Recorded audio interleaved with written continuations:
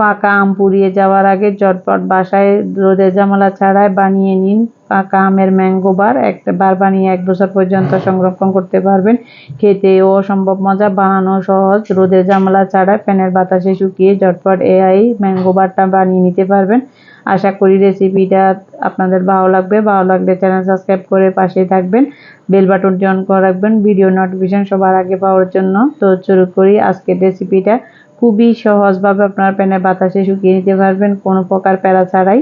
তো চলুন, প্রথমে আমি 1.5 কেজির মতো আম নিয়েছি। এটা পাকা আম, অনেকটাই নরম হয়ে আসছে। এই আম সিদ্ধ করার ঝামেলাও কম লাগে, আবার এটা জলদি বানানো হয়ে যায়। আমটা অনেকটাই নরম আর একদম পাকা আম দেখে নিয়েছি, এই জন্য চিনিটা কম দিলেও হবে।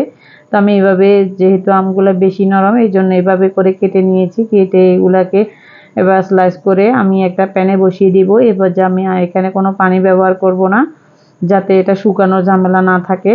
তো পানি দিলে অনেকটাই চুলার উপর বসিয়ে রাখা লাগে। এটা প্রায় 15 থেকে 20 মিনিটের মধ্যে রেডি হয়ে যাবে।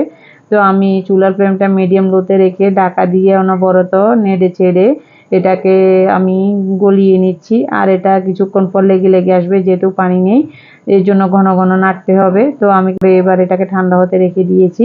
তো ঠান্ডা হওয়ার পর দেখুন অনেকটাই ঘন আঠালো। এবার একটা চাকনি দিয়ে আমি চেকে নিচ্ছি। আমি মোটা ধরনের একটা ঝাঁঝরি দিয়ে চেকে নিয়েছি। আপনারা স্ট্যানার দিয়ে যে কোনোভাবে এটা ছেঁকে নিলে হবে। তো আমার পিউরি হচ্ছে এরকম 1 বাটি হয়েছে। তো পিউরিগুলো আমি একটা প্যানে ট্রান্সফার করে চুলার ফ্লেমটা লোতে করে দিয়ে রান্না করে নিব, যাতে এটা বেশিক্ষণ জাল দেওয়া লাগবে না, অনেকটাই ঘন আছে। এই প্রকার সবগুলো মশলা এবার অ্যাড করব। দিয়েছি 1/2 চা চামচ লবণ, দিয়ে দিচ্ছি 1 চা চামচ মরিচের গুঁড়া, আর দিয়ে দিচ্ছি 1/2 কাপের মতো চিনি। আমি 1.5 কেজি আমের পিউরির মধ্যে যা পেয়েছি তার মধ্যে 1/2 কাপ দিয়েছি, যেহেতু আমগুলো আগে থেকে অনেকটাই মিষ্টি। আপনারা স্বাদ বুঝে কম বেশি অ্যাড করে নেবেন। দিয়ে দিচ্ছি 1/2 চা চামচ বিট লবণ, এটা দিলে স্বাদের ব্যালেন্স হয়। আর যখন পিউরিটা অনেকটাই ঘনত্ব, এটা ফুটার সময় হাতের উপর এসে দুর্ঘটনা ঘটতে পারে, এই জন্য ঢাকা দিয়ে দিয়ে এটাকে আমি আরও একটু ঘনত্ব করে নিব।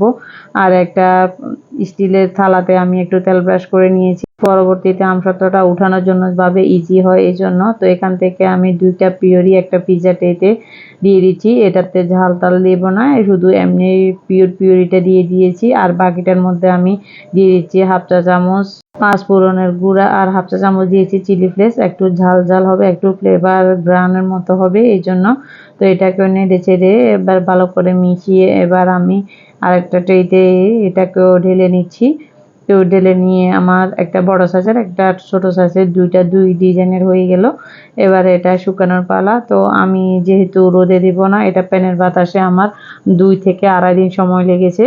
তো কিছুটা টেনে আসার পর এবার আমি একটা ছুরি দিয়ে এটাকে এক সাইড থেকে আস্তে আস্তে তুলে নিচ্ছি, যাতে এটা ভেঙে না যায়। এটা অনেকটাই এখন নরম এবং সফট, এটা বেশি জোরাজোরি করলে এটা ফেটে যাবে। এই দেখুন একটু ফেটে ফেটে যাচ্ছে। উপরটা যেও অনেকটাই ভালোভাবে শুকিয়েছে, নিচেরটা কিন্তু এখনও ভালো করে শুকায়নি। তো আমি পিজ্জা ট্রেতে যেটা দিয়েছি, এটা উপরটা স্মুথ হয়েছে, নিচেরটা পিজ্জা ট্রে যে এবড়ো থেবড়ো আছে ওই জন্য এরকম হয়েছে, এটা প্লেন হয় নাই। তো এবার আমি কেটে নিচ্ছি, যে যেভাবে পছন্দ কেটে নিতে পারবেন। তো আমি একটু লম্বা সাইজ করে আগে কেটে নিয়েছি। তো এরপরে এটাকে আমি ফোল্ড করে নিয়েছি। দেখুন ইজিভাবে ফোল্ড করা হয়ে যাচ্ছে আর উঠেও যাচ্ছে, অনেকটাই মোটা ধরনের হয়েছে। খেতেও অসম্ভব মজা, বানানো হয়ে গেল সহজে। আপনারা এই 1 বছরের মতো সংরক্ষণ করে নিতে পারবেন। অসম্ভব মজার, ঝাল ঝাল মিষ্টি, আর একটা হলো শুধুই মিষ্টি। যে যেরকম পছন্দ করেন বানিয়ে নেবেন। রেসিপিটা যদি কোথাও একটু ভালো লেগে থাকে তাহলে বেশি বেশি করে ফ্রেন্ডস এবং ফ্যামিলির মাঝে শেয়ার করে রাখবেন, যাতে পরবর্তীতে দেখে মাত্র বানিয়ে নিতে পারেন। তো একটা আমি ছিঁড়ে দেখাচ্ছি কিরকম সফট হয়েছে দেখুন। আজ এ পর্যন্ত, দেখা হবে অন্য কোনো রেসিপি নিয়ে। আল্লাহ হাফেজ।